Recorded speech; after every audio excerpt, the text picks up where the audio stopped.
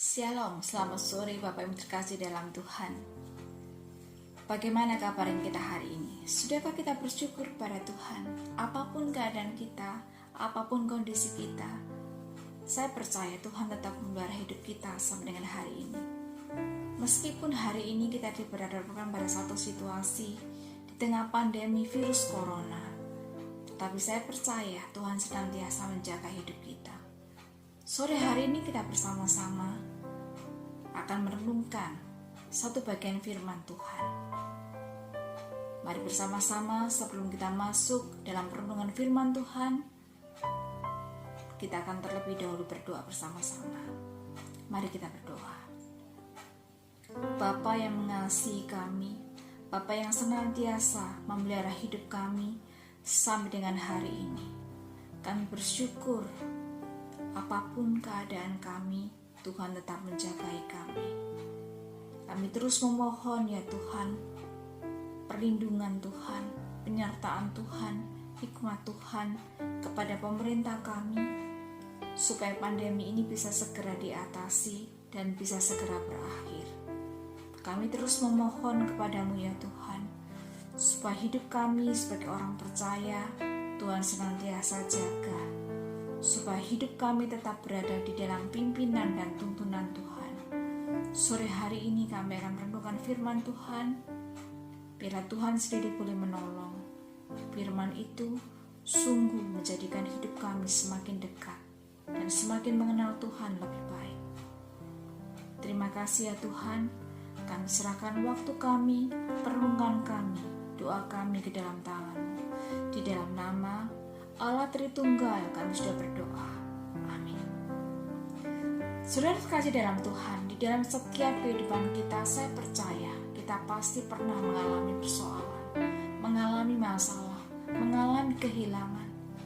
Tidak hanya materi, bahkan mungkin kehilangan orang yang kita kasihi.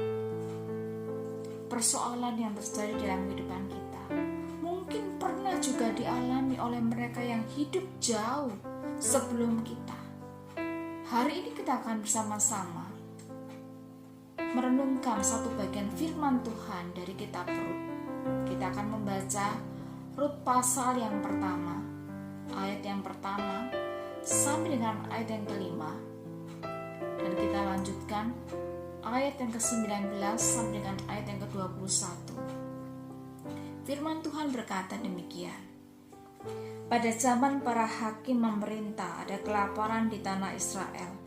Lalu pergilah seorang dari Betlehem Yehuda beserta istrinya dan kedua anaknya laki-laki ke daerah Moab untuk menetap di sana sebagai orang asing.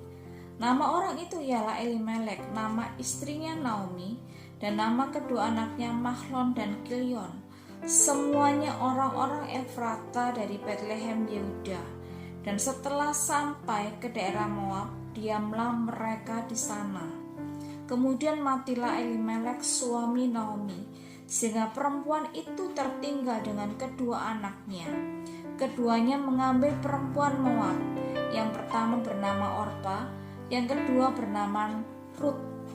Dan mereka diam di situ kira-kira 10 tahun lamanya. Lalu matilah juga keduanya, yakni Mahlon dan Kilion, sehingga perempuan itu kehilangan kedua anaknya dan suaminya. Ayat yang ke-19, dan berjalanlah keduanya sampai mereka tiba di Betlehem. Ketika mereka masuk ke Betlehem, gemparlah seluruh kota itu karena mereka. Dan perempuan-perempuan berkata, Naomikah itu?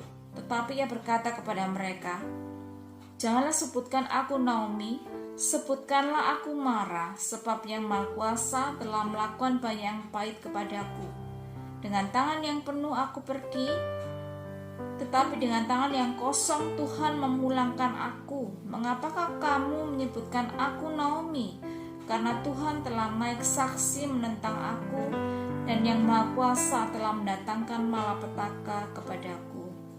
Demikian jauh pembacaan firman Tuhan kita pada sore hari ini. Pada kesempatan ini kita akan belajar dari kehidupan seorang perempuan, seorang istri, seorang ibu mertua yang bernama Naomi. Di dalam kitab Rut pasal yang pertama dikisahkan bahwa ada satu keluarga yang pada mulanya tinggal di Bethlehem, kemudian mereka memutuskan untuk pindah ke Moab. Karena di Bethlehem terjadi bencana kelaparan. Kepala keluarga itu diketahui bernama Elimelek dan istrinya bernama Naomi. Mereka pindah dari Bethlehem ke Moab dengan membawa kedua anak laki-laki mereka yang bernama Mahlon dan Kilion, dan mereka menetap di Moab. Dan tidak lama setelah itu dikatakan bahwa Elimelek meninggal. Dan setelah suaminya meninggal, maka kedua anak laki-laki dari Naomi mengambil perempuan Moab sebagai istri mereka. Tidak lama setelah itu dikisahkan bahwa kedua anak laki-laki Naomi juga meninggal, dan tinggallah Naomi beserta dengan kedua menantunya. Saudara terkasih dalam Tuhan, keadaan keluarga Naomi dan suaminya sebelum mereka pindah ke Moab dapat dikatakan adalah keluarga yang cukup terpandang, cukup mapan, berkelimpahan secara materi. Jadi kehidupan Naomi pada waktu itu dapat dikatakan menikmati satu kehidupan pernikahan yang bahagia, yang menyenangkan, memiliki kelimpahan dalam materi. Apapun yang dia inginkan, dia bisa lakukan. Di dalam kondisi hari ini, mungkin dia bisa membeli barang-barang yang dia mau, dia bisa memanjakan dirinya, karena dia memiliki kelimpahan materi. Keadaan yang memang sesuai dengan arti nama Naomi, yaitu adalah sukacitaku, menyenangkan. Satu kondisi yang benar-benar sesuai dengan arti namanya. Menyenangkan, nyaman, itulah keadaan Naomi pada waktu itu. Tetapi ada satu fase di dalam kehidupan Naomi, di mana dia harus kehilangan banyak hal. Dia kehilangan suami, dia kehilangan anak laki-lakinya. Keputusannya dan suaminya pindah dari Bethlehem ke Moab menyebabkan Naomi kehilangan banyak hal. Tidak hanya kehilangan suami, anak laki-laki, bahkan mungkin kehilangan harta bendanya. Di dalam ayat 21 dia berkata, dengan tangan yang penuh aku pergi, tetapi dengan tangan yang kosong Tuhan memulangkan aku.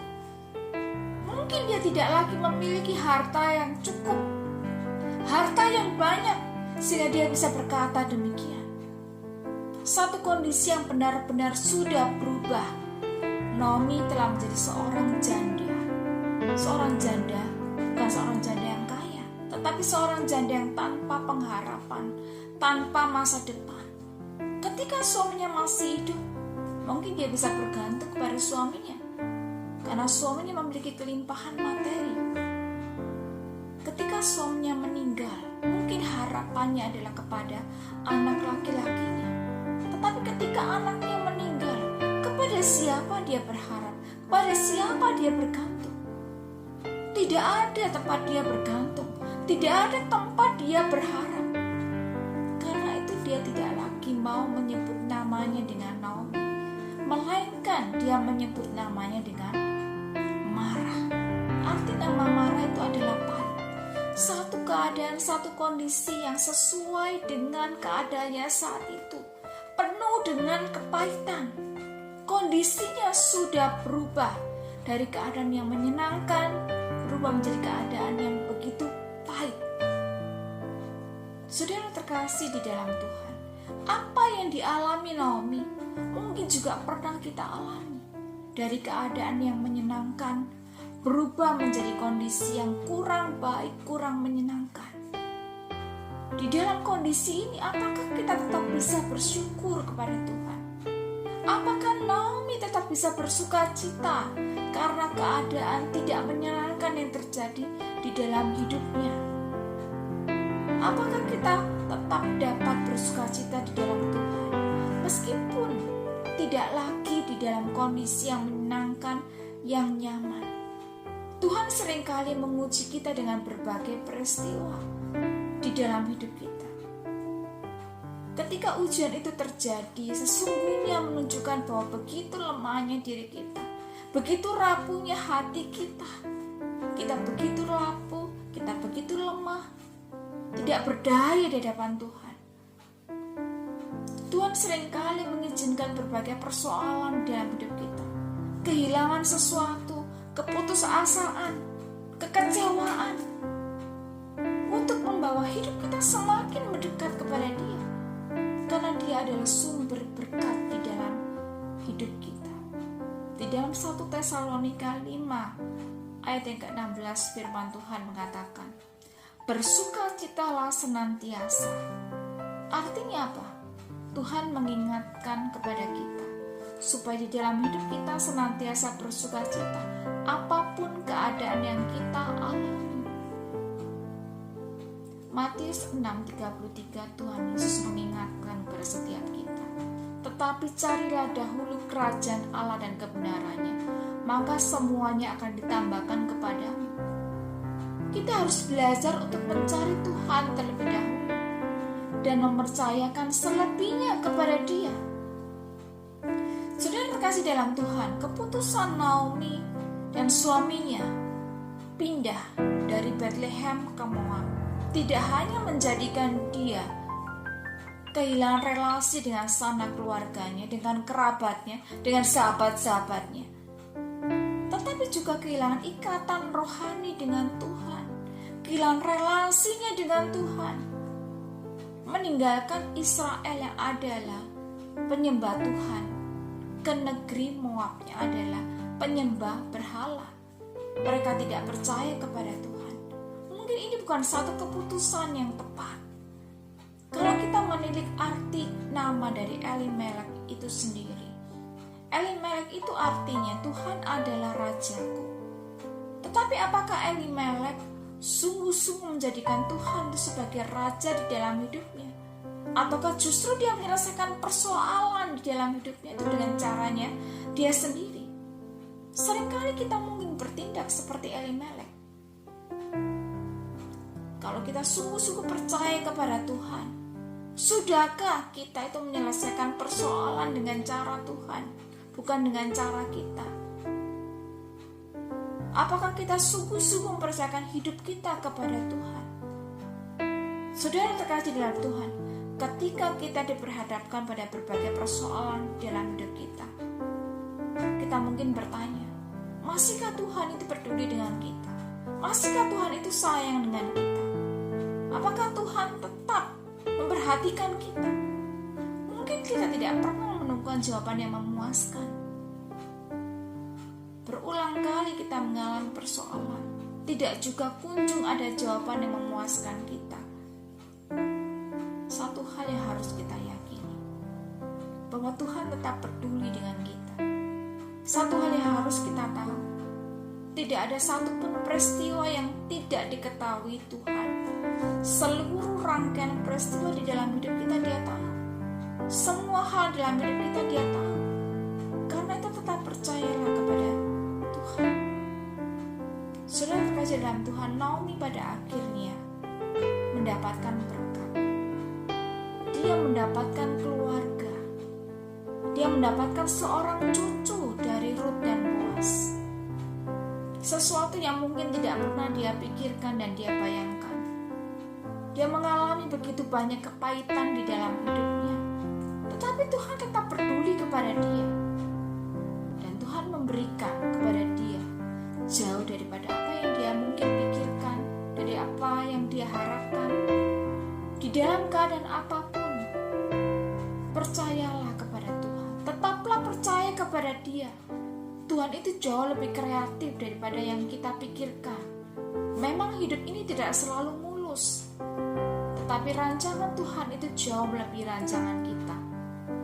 Yesaya 55 ayat yang ke-8 sampai dengan yang ke-9, firman Tuhan berkata, sebab rancanganku bukanlah rancanganmu dan jalanmu bukanlah jalanku, demikianlah firman Tuhan.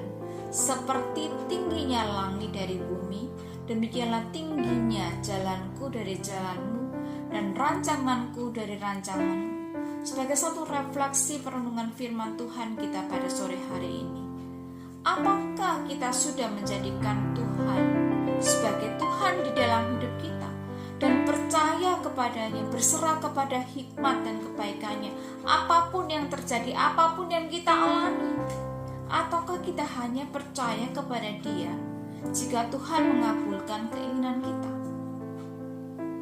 Atau apakah kita hanya percaya dan membiarkan Tuhan yang menolong ketika kita bergumul kepada Dia? Ataukah justru kita semakin menjauh dari anugerah Tuhan yang menghibur dan menopang kita? Matius 11 ayat 28. Marilah kepadaku semua yang letih lesu dan berbeban berat, aku akan memberikan kelegaan kepadamu. Naomi mengalami begitu banyak kepahitan di dalam hidupnya, namun Tuhan tetap peduli kepada dia, dan Tuhan memberikan kepadanya jauh daripada apa yang dia harapkan, apa yang dia pikirkan. Dari hal yang pahit, Tuhan mengubahkan menjadi sesuatu yang manis. Saudara terkasih dalam Tuhan, jadilah perempuan-perempuan yang teguh di dalam Tuhan, dan selalu eksplor, gali kemampuan yang Tuhan berikan di dalam diri setiap kita. Pakai itu semua untuk melayani Tuhan dan menjadi berkat bagi banyak orang. Biarlah firman Tuhan hari ini sungguh menjadi berkat bagi kita semua. Tuhan Yesus memberkati kita semua.